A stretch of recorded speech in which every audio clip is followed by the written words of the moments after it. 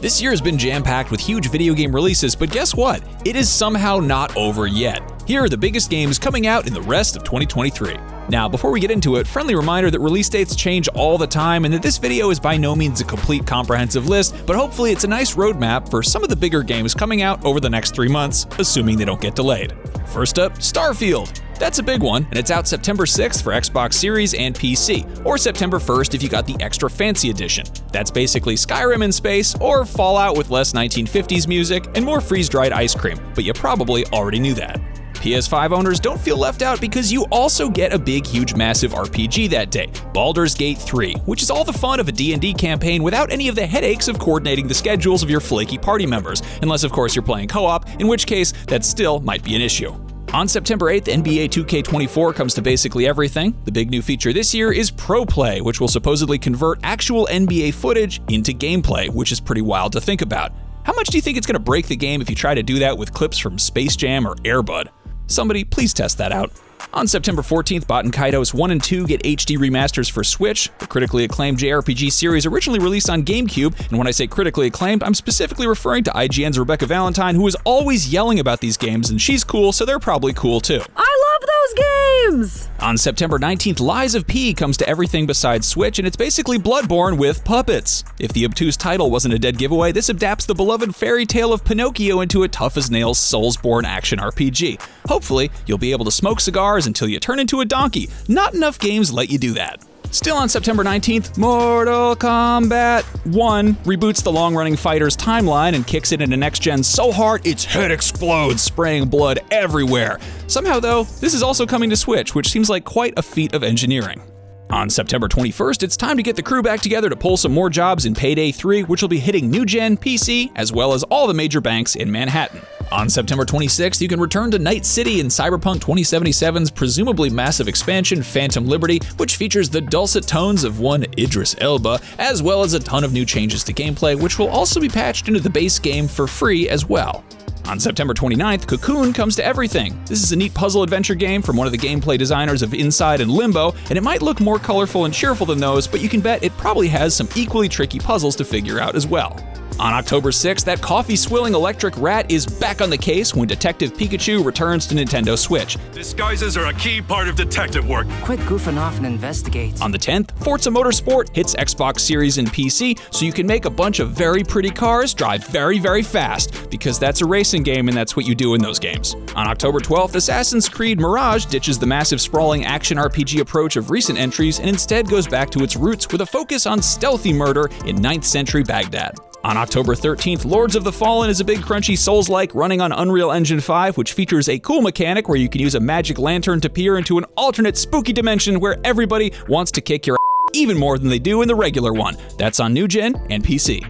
On October 17th, Remedy's fan-favorite novelist is back in the long-overdue Alan Wake 2, which is being touted as a proper survival horror game. I'm not sure how the first game wasn't already survival horror, but I'm also not complaining because I like being frightened sometimes. Bring on the scary antler guys. On October 20th, Spider-Man 2 swings onto PS5, and if you haven't been keeping track, this long-awaited follow-up will see Peter Parker and Miles Morales dealing with Kraven the Hunter, but also Venom, and probably some other bad guys who are waiting in the wings. Will Morbius be there? I honestly don't know. Maybe? I hope so. I want to kick his It's Morbin time.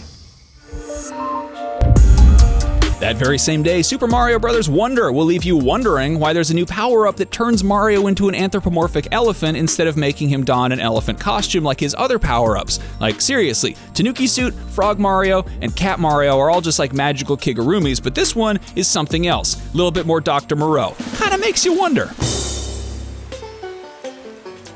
On October 24th, the Metal Gear Solid Master Collection Volume 1 brings MGS 1, 2, and 3 to basically everything, which is good news because these games are awesome, and the first one in particular has been infuriatingly hard to play by legal means. If you prefer something even more complicated and twisty and turny than Hideo Kojima's storyline, that same day you can become a civil engineer in Cities Skyline 2 on PC and New Gen.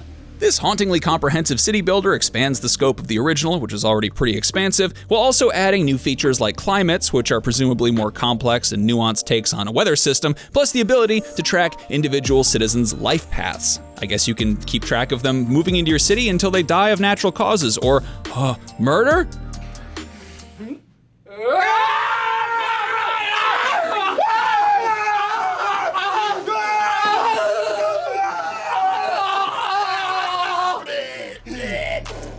Speaking of frightening, on October 25th, just in time for Halloween, it's Alone in the Dark, a full modern overhaul of one of the games that helped launch the survival horror genre. This is bound to scare the pants off a whole new generation of players, as well as resurfacing some repressed memories of longtime fans. That's on PC and new gen.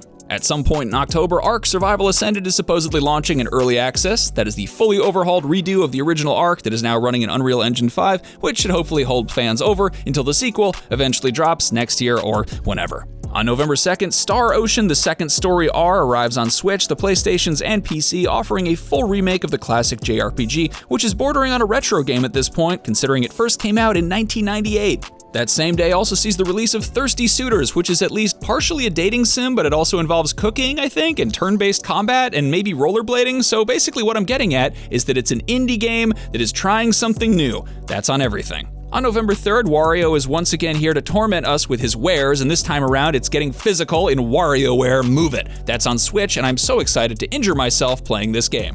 On November 10th, Like a Dragon Gaiden, The Man Who Erased His Name, is the latest installment in the Yakuza series that recently rebranded its name, and the hero might have erased his name, but it would appear that it is none other than the OG, wonderful Yakuza hero, Kazuma Kiryu. But really, leave this man alone. He's trying to take a break. He was going to call it quits after 6, but then they pulled him back in just when he was trying to get out. They brought him back, and now they're fighting him with garbage cans and traffic cones and stuff. Let him be. Dude wants to chill.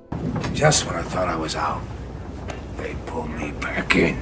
November 10th, the hotly anticipated multiplayer survival game The Day Before is out, which looks like The Last of Us for the rest of us, and hopefully it's in better shape than the initial gameplay reveal back in February. On November 14th, Hogwarts Legacy finally comes to Switch, and I think we know who the real wizards are, the developers who managed to squeeze this massive modern game onto Nintendo's hardware. Better late than never, I guess.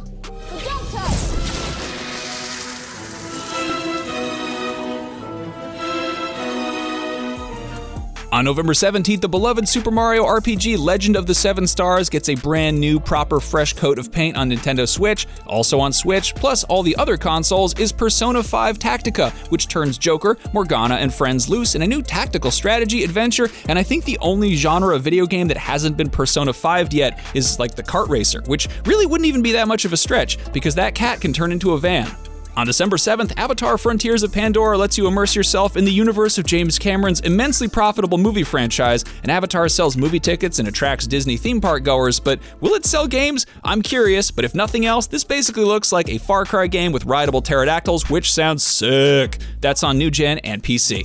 A bunch of other games are also expected in 2023, but as of recording this video, they don't have dates. So by the time you hear me saying this, they might have gotten delayed, or they might get release dates, but either way, check your local listings to be 100% certain. Warhammer 40k Space Marine 2 is the long-awaited chainsword cool set in that grimdark hellhole of a universe, and it looks like a blast. That's on new gen and PC. Stalker 2 Heart of Chernobyl has had its development seriously disrupted by Russia's invasion of Ukraine, but more importantly, the people making it have had their lives disrupted, so if that comes out this year, cool, but if not, that is totally fine, and hopefully everyone involved is safe and sound. Hollow Knight Silksong has been in the works for ages, and it seems realistically possible that it'll drop sometime soon, and if it does, it'll be on everything, and I mean everything, including macOS and Linux, which is maybe one reason it's taken so long. The Lord of the Rings Return to Moria looks like Deep Rock Galactic by way of J.R.R. Tolkien, and that's supposedly coming to new gen and PC this year, but considering how Gollum turned out, maybe just keep it in the oven a little bit longer.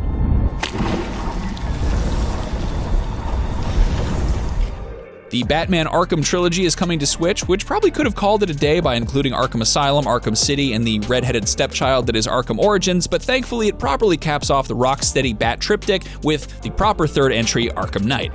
And finally, the open-world multiplayer cozy sim Palia is getting an open beta on Switch and PC at some point.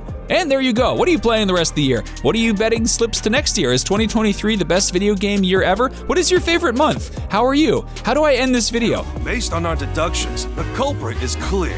Let me know in the comments, and for everything video games in the year of 2023, before and beyond, keep it right here on IGN.